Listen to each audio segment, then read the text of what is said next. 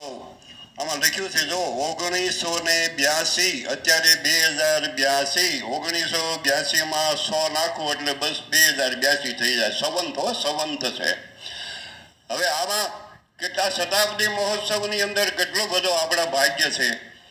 કહેવાની વાત તો એ છે કે આના મુખ્ય પાયામાં બ્રાહ્મણ મોહન દાદા મને યાદ આવી ગયું એટલે કહું છું. આ કોઈ વખાણ કરવાની વાત નથી. પછી 100 વર્ષ પૂર્ણ થતા એને યાદ કરવામાં આપણો એક સાધુ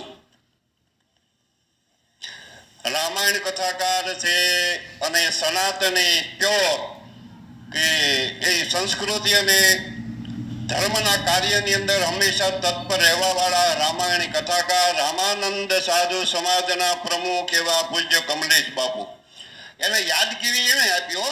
પહેલા બ્રાહ્મણ આ નિર્માણ કર્યો, પછી 100 વર્ષ પછી જો યાદ આવ્યું હોય તો કમલેશ બાપુ ને આ બધો ઉત્સવ એને યાદ આવ્યું એટલે આપણે આ ઉત્સવની અંદર આપણે જોડાણા છીએ.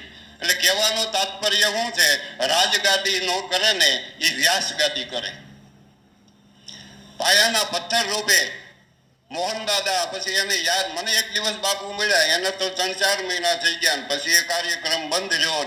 મને કે આના 100 વર્ષ થાય છે તો મેં શું કરવા, મેં કીધું પાટોત્સવ મહોત્સવ